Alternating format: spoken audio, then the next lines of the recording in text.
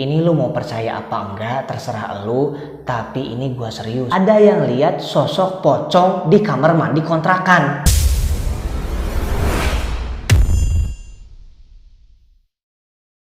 Suatu hari di kontrakan daerah Serang, Kabupaten Cikarang Selatan.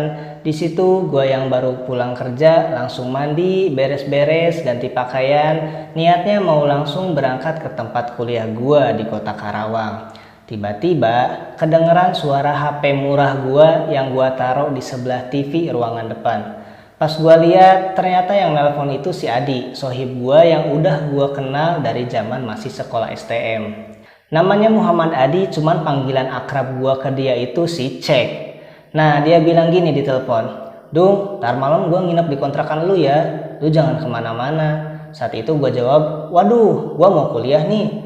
Ya udah kuncinya gua taruh di atas pintu ya." Dia bilang, "Oh ya udah oke, ntar gua ke situ abis pulang kerja." Selesai teleponan, gua langsung berangkat kuliah seperti biasanya. Singkat cerita, gua udah pulang dari tempat kuliah saat itu sekitar jam 9 atau 10 malam lah ya. Di seberang jalan menuju kontrakan terlihat lampu kontrakan gua udah nyala dan di bawah terasnya udah ada sepasang sendal butut yang itu adalah sendal punya si Cek yang udah datang dari tadi.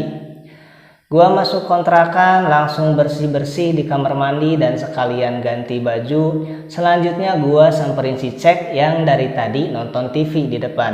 Gua nanya ke dia, "Lu udah makan belum? Nyari makan yuk, gua lapar nih." Dia jawab, "Oh hayu, gua juga belum makan." Nah, pergilah kita ke warung pecel ayam yang ada di depan kontrakan.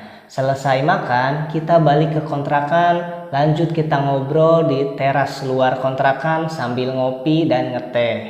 Di tengah obrolan kita yang dari tadi ngobrolin hal yang bikin ketawa, tiba-tiba dia cerita hal mistis yang dia alami kemarin-kemarin di kontrakannya. Dia bilang, "Dung, ini gua nginep di sini maksudnya mah mau kabur dari kontrakan." Terus gue jawab, buset, kabur? Emang kenapa kabur?" Terus dia jawab lagi, kali ini dengan wajahnya yang mulai serius. Dia bilang lagi begini, "Ini lu mau percaya apa enggak terserah lu, tapi ini gua serius. Kemarin gua ngalamin kejadian serem di kontrakan gua." Nah, pas dia bilang begitu, gua langsung fokusin perhatian sama cerita dia.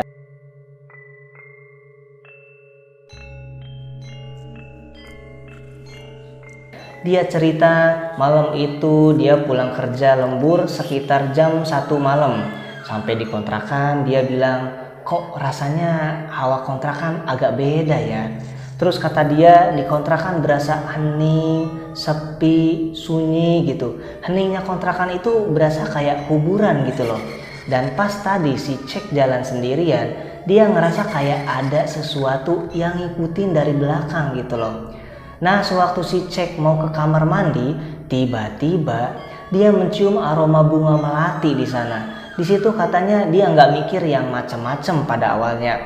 Lalu entah kenapa semerbak aroma bunga melati itu dirasa seolah semakin tajam gitu kata si Cek. Dia yang mulai keringet dingin malah nggak jadi ke kamar mandinya. Dia malah main HP, maksudnya mau dengerin musik biar suasana nggak serem kata dia.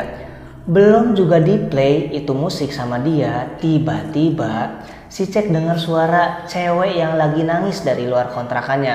Padahal penghuni kontrakan itu cuma ada 2 orang, si Cek sama tetangga sebelahnya si Muklis. Dua-duanya ini yang kontrak adalah cowok, dan ketika ada suara cewek yang nangis di luar kontrakan, sontak si Cek langsung ketakutan di situ.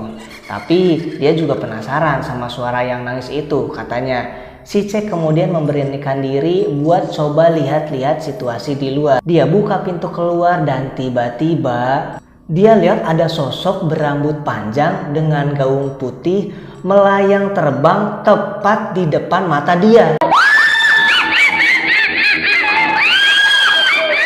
Si Cek langsung kaget gemeteran dan dia lari ke depan kamar si Muklis. Gedor-gedor lah pintu kamar si Muklis yang saat itu udah dikunci. Tok tok tok tok tok, Klis, buka Klis. Tok tok tok tok tok tok, Klis, buka buruan. Si Muklis yang juga belum tidur langsung ngebukain pintu buat si Cek. Pas si Muklis buka pintu, si Cek langsung ngomong ke si Muklis dengan muka yang udah pucat dan nafas yang ngos-ngosan. Klis, ada kunti terbang Klis, kata dia sambil nunjukin posisi penampakan yang tadi dia lihat. Sontak dari situ si Muklis juga kebawa kaget dan si Muklis ketakutan juga dengar si Cek bilang begitu. Mereka berdua lari dari kontrakan menuju gang depan yang banyak orang. Lanjut cerita, di sana mereka duduk di teras warung Indomie, lihat si Cek yang mukanya pucat dan gemeteran tadi. Si Muklis yang kebawa kaget dan ketakutan ngomong sama si Cek. Cek, itu beneran lu lihat kunti? Lalu kata si Cek, dia jawab dengan kondisi yang masih ngos-ngosan. Bener Klis, bener, asli serem banget, kata dia, dan saat itu dia ngomong sambil ngelus-ngelus dada gitu ya. Lanjut dia cerita, si Muklis ngambil minuman dingin dari kulkas di warung yang ada di luar. Dia kasih si Cek satu sama buat dianya satu. Katanya mereka ngobrol sedikit tentang kejadian tadi. Dan ternyata si Muklis juga ngerasain apa yang dialamin sama si Cek. Si Muklis juga ngerasain nyium aroma kembang melati dan ngedenger juga suara tangisan cewek dari luar. Tapi kata si Muklis, dia coba buat mengabaikan, dia alihin perhatian, dia setel musik yang kencang pakai headset di kamarnya.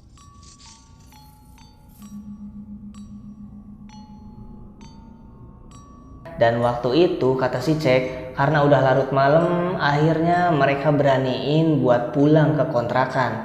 Dan di sana mereka putusin tinggal bareng satu kamar di kamarnya si Muklis.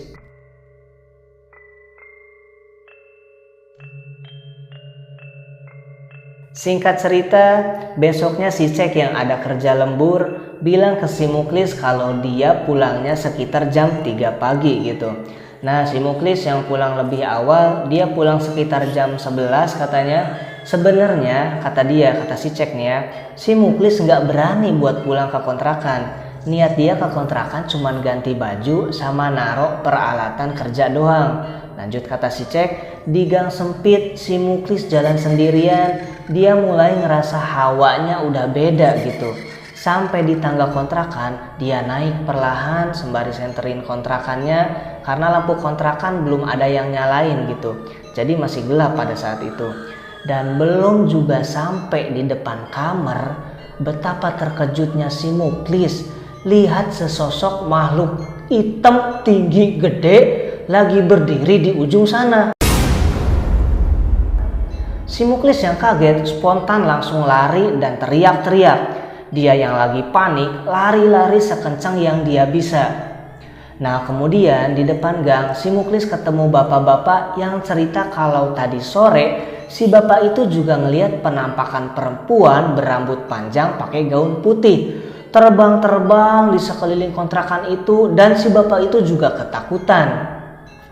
Si bapak itu yang tadinya mau ngontrak di sana, tapi pas lihat penampakan kayak begitu, dia nggak jadi buat tinggal di sana. Si Muklis yang ketakutan, dia coba nelpon si Cek. Muklis bilang kalau dia mau nginep di tempat saudaranya di Bekasi. Dia juga cerita kalau barusan dia ketakutan setengah mati lihat sosok tinggi gede yang ada di kontrakan. Dari situ si Cek juga nggak mau pulang tuh ke kontrakannya. Dia milih buat nebeng di temen kerjanya di daerah Pilar Cikarang. Hari berikutnya tanggal merah, si Cek sama si Muklis kebagian libur kerja 1 hari. Di siang hari mereka pulang ke kontrakannya buat beres-beres, ganti baju, dan siap-siap buat keliling nyari kontrakan baru. Sebelum keliling nyari kontrakan baru, mereka ngopi dulu di warung Indomie. Di situ kata si Cek, mereka ketemu sama Pak Heri, warga asli di situ. Pak Heri sendiri udah tahu apa yang dialami sama si Cek dan si Muklis. Nah mereka ngobrol kesana kemari dan kemudian Pak Heri menceritakan tentang kontrakan itu. Ternyata dulunya ada beberapa makam yang diratain sebelum kontrakan itu dibangun. Nah di kebun mangga tepat di belakang kontrakan itu terdapat beberapa makam tua yang katanya itu adalah makam pemilik dari kebun mangga tersebut. Tapi semua keluarga pemilik kebun itu udah pindah ke luar kota. Jadi kebun dan kontrakan ini cuma dititip sama tetangga terdekatnya aja, lanjut kata Pak Heri. Kontrakan ini dari awal dibangunnya udah banyak kejadian serem. Dulu banyak cewek yang ngontrak, baru 2-3 hari udah banyak yang kesurupan. Terus banyak yang lihat penampakan-penampakan perempuan, bahkan anak kecil yang bukannya lucu tapi malah serem.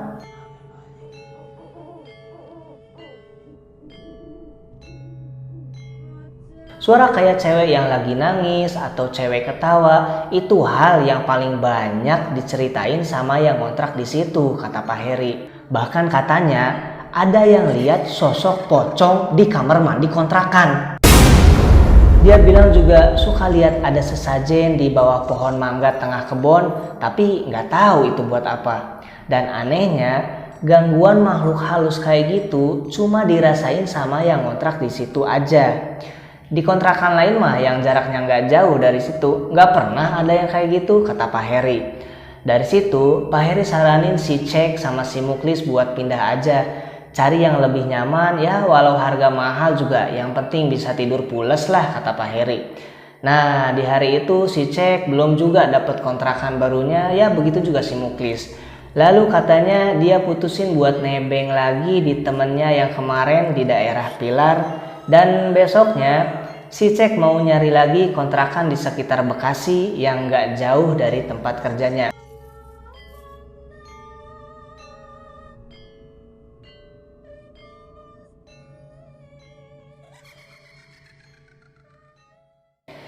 Dan begitulah cerita si Cek yang gua dengerin pas di kontrakan gua. Dia yang saat itu belum nemu kontrakan, akhirnya nebeng beberapa hari di kontrakan gua. Gua sama si Cek yang udah cerita panjang lebar akhirnya mulai ngerasa sedikit ngantuk. Dan pas gua lihat jam di layar HP, ternyata itu udah jam 2 malam. Akhirnya kita lanjut tidur buat persiapan besok kerja. Dan sembari tiduran gua bayangin betapa seremnya kejadian itu kalau ada di kontrakan gua. Tapi ya untung kontrakan gua mah masih aman lah. Aduh. Oke bro, itu sedikit cerita gua hari ini. Semoga bisa menemani buat teman-teman yang lagi stay di rumah. Like, komen, dan subscribe ya, biar kita bisa saling berbagi cerita. Saya Dudung Abdul Ghani, sampai jumpa di cerita selanjutnya. Assalamualaikum warahmatullahi wabarakatuh.